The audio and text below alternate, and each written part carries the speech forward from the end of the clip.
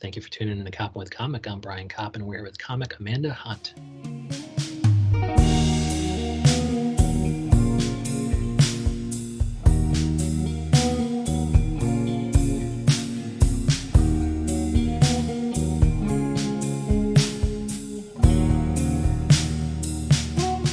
Amanda Hunt, how the hell are you? Oh my God, Brian, I'm doing amazing. It's great to hear your voice. It's great to have human contact, even virtually. Yes, yes, and that's so. I mean, it's there's nothing I'd rather do. Like I don't, I'm pretty much an introvert, so I don't talk that much in my normal life. But being able to talk to so many comedians, that has me like a pig in shit. I'm so happy. Every word out of the mouth, yeah, every word out of the mouth is interesting or funny, and I know that I can bring up a joke maybe, and they'll get it. Even if it's a bad joke. So I love talking to people like Amanda Hunt. So yeah, where can people see you do stand-up comedy normally in New York City? Oh Are my you also God. doing that show on Zoom or Instagram Live? And where can they find you online, like, Sketch or social handles or your own website? Okay, so normally you can find me doing stand-up, and I would say miscellaneous is probably the best description. That's a I don't that's a great club. I'm like between hosting my own shows, which is very liberating. Like I feel like Okay. I've hosted my own show at a lot of different places and a lot of different iterations for years. And so right now I'm just a lucky guest on other people's shows. Yes. I also do improv with UCB, which is now like saying that I'm a ghost, I guess. Like I don't know. Like it's a really wild time to have like been on a ship that totally sunk. Um, But it sounds like they'll be back in some form. They're just going to stop trying to foot their own rent or whatever. They might just be a ad hoc space on a per hour basis or something. yeah, I mean, we'll definitely see. I was performing at Subculture, which is an amazing venue for improv and for stand up and for cabaret. So I would be thrilled to be able to go back on that stage. But now they have even more of a reason not to pay their comedians, right? I mean, honestly, So yeah, I have no idea if that's true. That's only one of the negatives that I've heard about the wonderful place.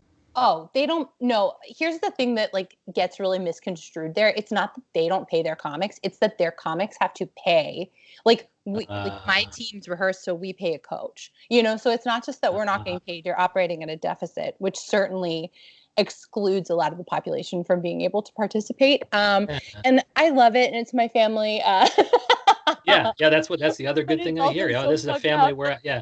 And I suppose it's the community that won't be present anymore, but it's the community that people just remember so fondly. It's not necessarily the institution, but it was the institution that was able to assemble these people that created, all these memories and collaborative opportunities between comedians. I feel like the community will outlive the institution personally. Okay. As somebody who's made more friends Well, yeah. through like it's just like the most incredible network of people, Yeah. and I feel lucky to have ever been a part of it. And if we never perform again under like two black and white glasses, frame like lenses, then like I'm still very happy that it Yeah, so that it yeah, it sounds happened. like you already built your community from that experience, and it's just sad that it's one less place for new people to start and find Yeah, the community. for sure. But yeah, they So can in find you my Amanda Hunt Comedy. I see you have amandahuntcomedy.com, and I know I follow Mhm, you on Twitter, and you're Amanda Hunt in Kiss. That's fun. mhm. Thank you so much. I try to live my life like a Simpsons side character. Uh, that's also my Instagram handle. And I've been doing, and this is a warning, I guess, like a trigger warning for comics. I've been doing like a lot of earnest material on Instagram. That's the only So way to trigger comedians if you're actually being sincere. That's so funny. I do a lot of like musical theater stuff on my Instagram. I try not to bring that into my life because I want to keep my friends. But I started doing these videos, and then I found out that my 2-year-old nephew watches them and likes them. And so, Oh. like they're really for an audience of one, but I'm happy for everyone to watch them. Oh my gosh. And so do you have to self-censor now, or are you just telling your relatives to get that person off of there? No, no, I mean it's just musical theater. So, and Oh, he's 2, so it's not like he can read. So unless there's like a swear in a musical song, okay. um, he's fine to just listen to them. But he really likes musicals, and so that's like a little Uh, speedy thing of his. that's a nice way that you guys can connect. Yes, yeah, and he's in Louisiana, so like I can say that the times have kept us apart, but like I never see that baby. I would love to see him more, but If I have to make videos for that adorable child, I will. I'll send them to your Instagram if you want. If you want me to plug you to my family, I absolutely will. And that goes double for anybody who has cute things I can show my nephew. Yeah, well, I really just think, yeah, there needs to be more cute kids and pets on everybody's Instagram. But in the meantime, we'll look at your comedy, and is all the stuff on, and I'm on your Instagram right now. If I click on any particular video, is it going to be necessarily musical, or is it just, I mean, is comedy the baseline? Just everything is funny, and certain of them are musical. No, they're like some, I mean, I'm working on some now that are more comedically based or like have a game, for lack of a better word. But most of those are just genuine and earnest. So like I said, Oh yeah, that's the do trigger not warning. click on them. Do not click on them if you're guarding your heart. I love that. And so, yeah, why the turn towards earnestness? Like I had Tiffany Firebaugh on. I think she did improv or sketch, and she did say that, being earnest is one thing that kind of stuck out like a sore thumb among, male open mics or something. And so she turned, earnestness into sketches. She did an ode to her hair scrunchie, just the earnest love affair between a woman and her favorite scrunchie. And so I mean, that's so funny. Yeah, what's the turn towards earnestness? I have turned, well, so like I'm a musical theater person. That's my origin story. I came to New York with my tap shoes in hand. Came to New York with her tap shoes in her hand. This is her origin story. I love That's right. And then instead of getting bitten by a cool bug or anything, I just like auditioned for 5 years and got truly nowhere. And then I had a little vocal cord issue, so I had a couple surgeries. And then I was like, this life is not serving me. So I took like one improv class and was like, oh, I guess I could be funny. And that was, I'm not going to do the math for anybody. I don't need anybody to count backwards, but let's just say I've been a comedian for quite some time now. And I love that. I love the fact you're like, I could have been bitten by a cool bug. Instead, I auditioned for 5 years and got nowhere. That's priceless. That honestly should be the title of my autobiography. But so, all that to say, now in these times, like there's this play called Moving. And in it, there's a monologue where a woman talks about like her mom saying like, everybody has to have a God. Like everybody has something that they believe in and fall back on when things are hard. I like that. And for like a lot of people, it's comedy or like connection or something like that. And for me, I have found out that even after all this time, it's musical theater. God damn it. Unfortunately, I can't get away from it. And not necessarily, I mean, is all musical theater comedy or no? Is there a musical theater drama? Oh yeah, there's a lot. Like Les Mis is so sad, and okay, and Phantom of the Opera and all that stuff. Oh yeah, and there are comedic elements in that, but also I will say, and I apologize to any Broadway people listening, and also please cast me. Comedy in musical theater is not the same as like real comedy. Like it's rare that you'll see a musical and be like, genuinely, that was so funny. Like that's why shows like Book of Mormon are so successful, because it has hard jokes in a way that a lot of musicals don't have. Like they're funny and they're fun, but they're not like there's not comedy the way that you think of it like TV or stand up or like improv or sketch. Yeah, I think Gaffigan on Comedians in Cars, like they said, there's a difference between stand-up laughs and like Broadway comedy laughs, I thought. And so it's just nice to know that there was one disruptor who came along, Book of Mormon, who's like, well, no, we're going to fucking put hard laughs in this bitch.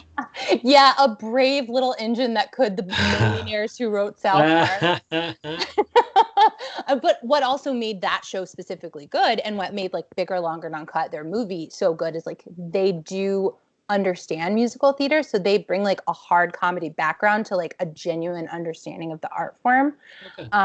Which like musicals are hard and they are interesting and dynamic and deep, but they're just like their own thing, And I guess my question though is, are you in love with musical theater, or are you in love with musical theater comedy? Is it just musical theater generally?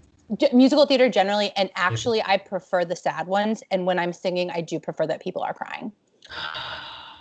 And hence the turn toward. So how are you going to make people, like, as a performer, if I fire up some of your IGTV videos here on Instagram, Mhm. like, am I going to cry? And what do you do to pull the heartstrings of somebody so jaded who hasn't cried in years?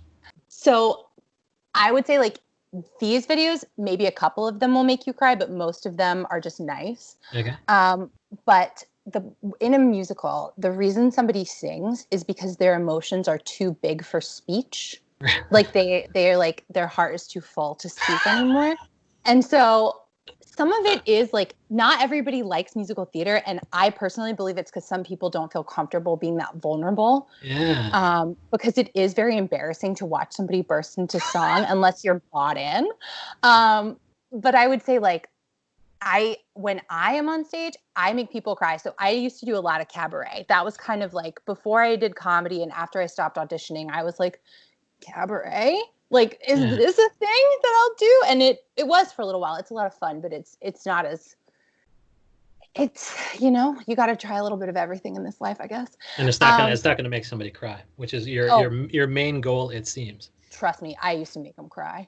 So I used to set up sad songs with funny setups. So Okay. I'd be like, oh, like, God, I wish I could think of a good example right now. Like I sang like a sad song about like the night that Hillary Clinton lost the election. And I set it up by being like, oh, I was like very drunk at an election party because we all thought like, oh, things are gonna work out great. And then things didn't work out. And I woke up and I had written this journal entry that I don't remember writing, which like is obviously just a joke. Yeah. I always remember writing. And then I sang this song, Tell Her I Love Her from Uh-huh. Urinetown, which is Okay. a very sad song in the show. And let me tell you, there were dry eyes in the house, but there were also tears. And those are my people, is the people who Wow. like, it's kind of like you got to let yourself accept that it's stupid that somebody's going to sing and then just lean into it. Like, Yeah. okay, it's like a primal scream, but pretty. When you're doing stand-up, are you talking about any of these things like dating or not? I would say like my stand-up is mostly autobiographical, and even if like it sounds like it starts observationally, like it usually ties back to something that's like very personal and close to me. Yeah. um, I do a lot about my mom, and I do a lot about musical theater, but it's not like I'm like, in this musical this thing happened. Was your mom at all formative in your interest in musical theater? She likes them okay. My dad really loves musicals, and Wow. they like we used to watch Fiddler on the Roof like all the time. Okay. And we watched Oliver all the time, and all Fiddler on the Roof is about Jewish people getting like kicked out of their town, and Oliver ends in a murder suicide. Like these are dark, sad musicals, and my parents would like pop them in. The kids got to see this every weekend. Oh my God. So I think like it all like ties in together to like having a very dark sense of humor, Yeah. uh, and approaching darkness with light. Yeah. And so, Um, like, I mean, Sarah Silverman had a thing on Comedians in Cars where she was talking about, the inappropriate things that her parents would say.